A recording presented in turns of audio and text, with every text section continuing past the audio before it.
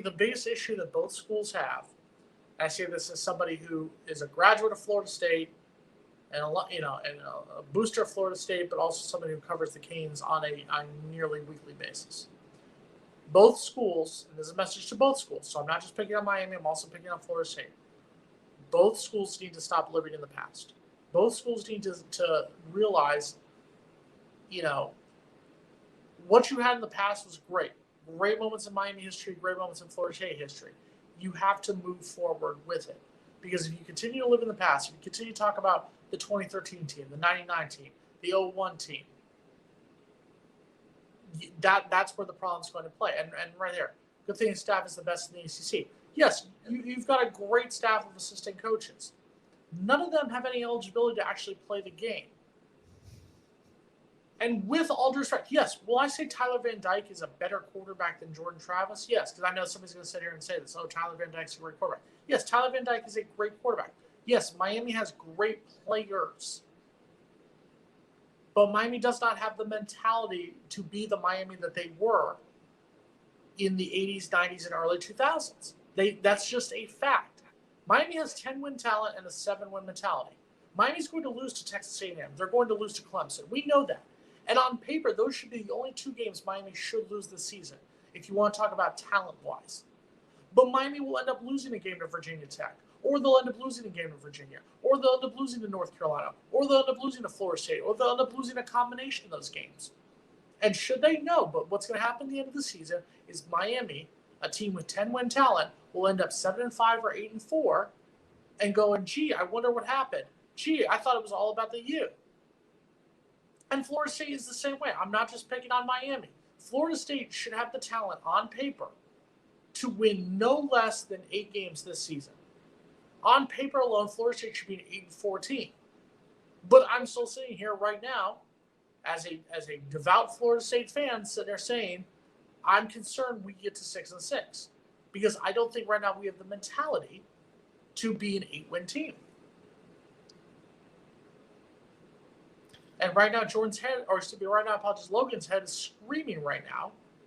Logan's head is just bursting and saying, how dare you insult the Noles?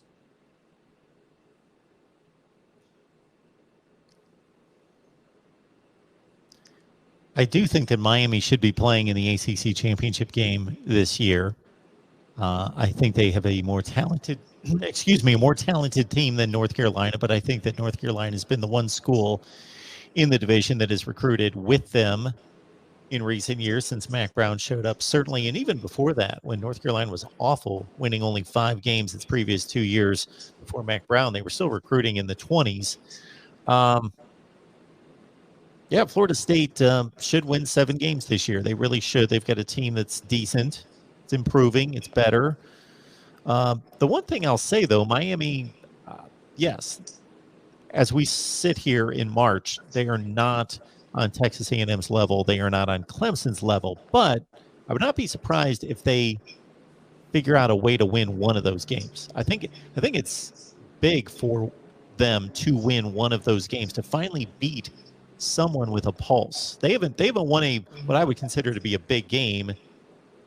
Now, the Florida State rivalry is what it is. You know, they could both be 2-10, and that's a big win. So I'm discounting those wins against marginal Florida State teams. When they beat Notre Dame, meaning Miami beat Notre Dame and Hard Rock in 17, I think it was a week before or after they beat Virginia Tech, a pretty good Virginia Tech team. That's the last time they've beaten good football teams. Oh, I agree. But here's the thing. What's going to happen with Miami, you can see how it's going to end up playing out. Because here's the thing.